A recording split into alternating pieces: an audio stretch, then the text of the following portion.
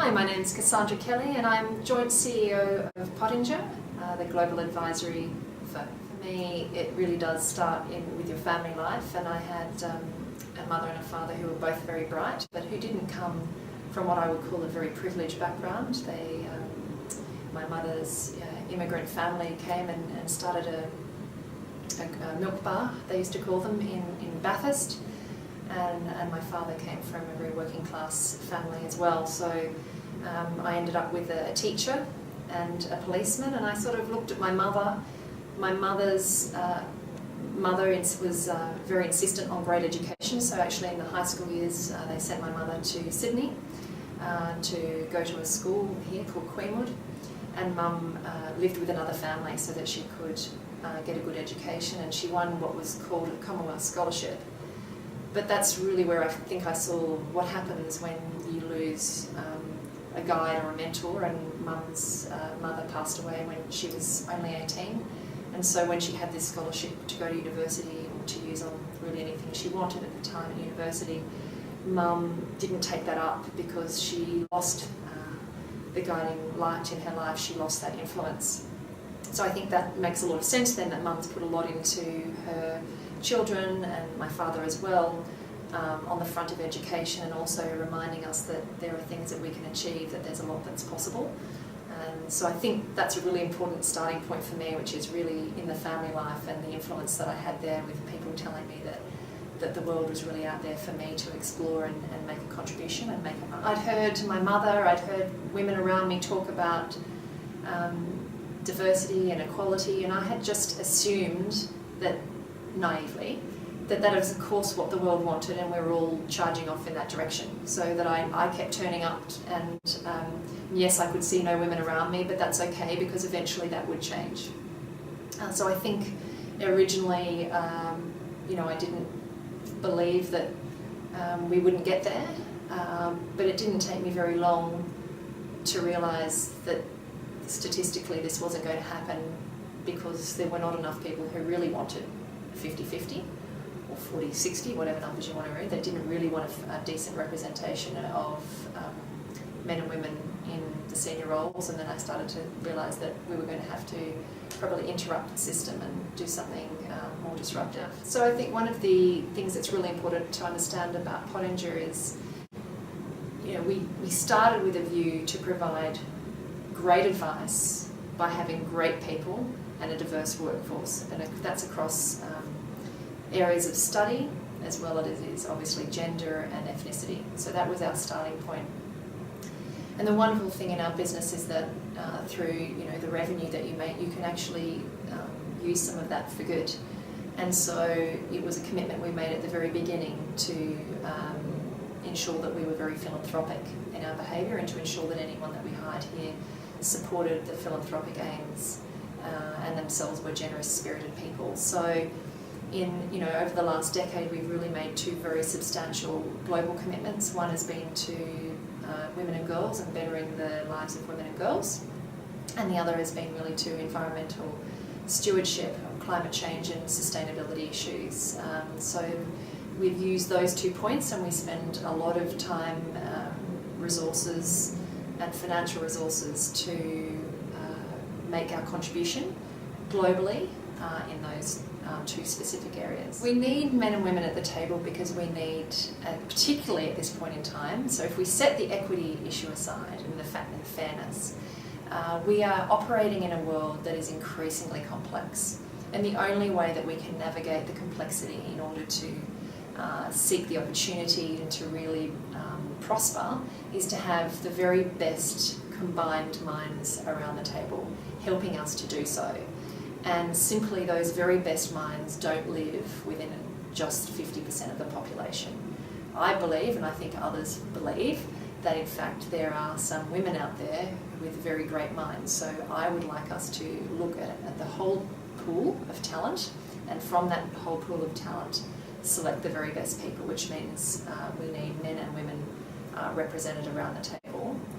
And that's the only way that I really believe that we're going to see economic prosperity in the future. I think we can do a lot of other things around the side. We can try and stimulate growth over here and tweak and turn a dial over there, but at the end of the day, if we don't tackle diversity, if we don't tackle diversity even more broadly than gender, if we don't truly have an inclusive workplace and political landscape, we are by definition excluding various people from having their views. I'm a very firm believer that if we don't measure something, we tend not to care about it.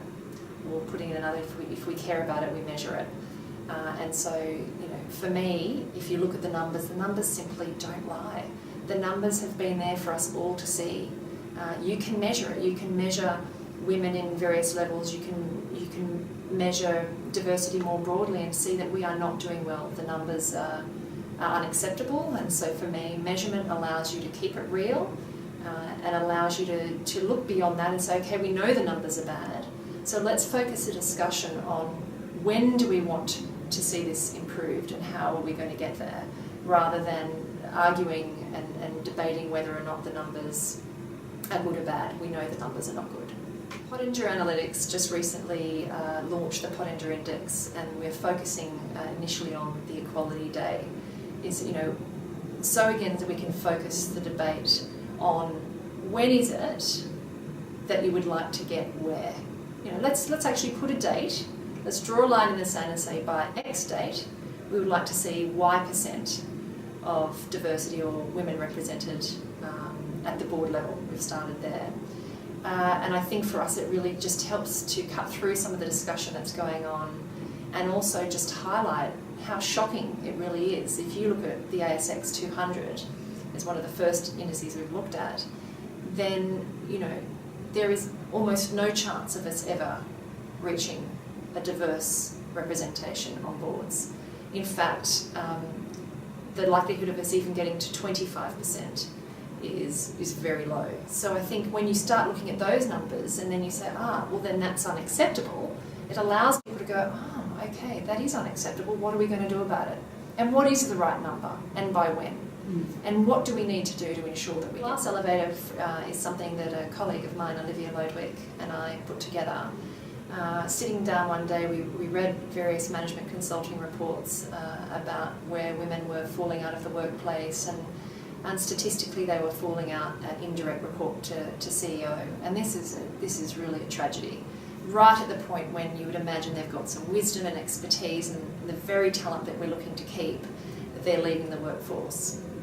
And rather than going straight on and doing another report into why this is the case, we thought, imagine if we could use our networks for good. Imagine if we could use our reputation for decency and integrity to find these women in corporate Australia, find these indirect reports to CEOs, and maybe through inspiring them and connecting them to other women they wouldn't otherwise meet and connecting them to other men they wouldn't otherwise know, maybe we can just stop the exodus. Maybe we can keep some of these women in the workforce.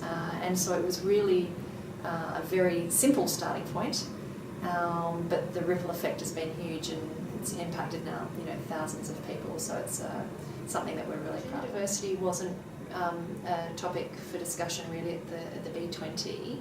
I think we need to bear in mind that the point of the B20 is really to bring the practical business voice to thinking about some of the issues that the G20 are trying to tackle, which I think makes eminent sense as an incredibly important role, particularly as many governments around the world are finding that they can't leverage themselves any further and so are having to rely more heavily on business. So remembering that that's the purpose of the B20, I think there was obviously some outcry in the weeks leading up, in particular on social media, with people saying the representation of women attending the B20 was low and that people were somewhat appalled by the lack of female representation as expert speakers and commentators.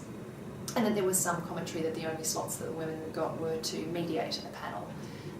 Now obviously I did actually get to speak at the B20 and had a very respectful room, and I was focusing on infrastructure financing. And I think that is great that I was given the opportunity to represent Australia in talking about those issues. But in terms of whether diversity got to go, no, it wasn't something that was discussed at the B20 in any great detail at all. And that is why really I've been saying I think that we need to have effectively a D20 summit. We need to have the D20 equivalent. I think we need to have a D20 because if we truly believe, which myself and many commentators are saying, that diversity is the single greatest lever we've got for the future economic prosperity of the world, then surely something as significant as this needs its own space, it needs its own time, and it needs the attention of senior leaders. So for me, to have it as just a bullet point is inadequate. I think that it needs to be given all of that time for people to sit and come from around some of the 20 most influential countries in the world, from new and old economies, to sit together and say, okay, what's working, what's not working?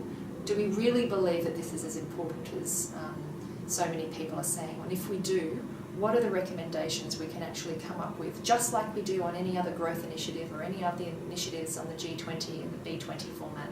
What are we going to do to go back to our countries and be part of the change to influence our respective countries so that we can get very much closer to the goal? So for me, apart from the fact that D obviously rhymes with B, C and G20, there's a very serious reason behind it.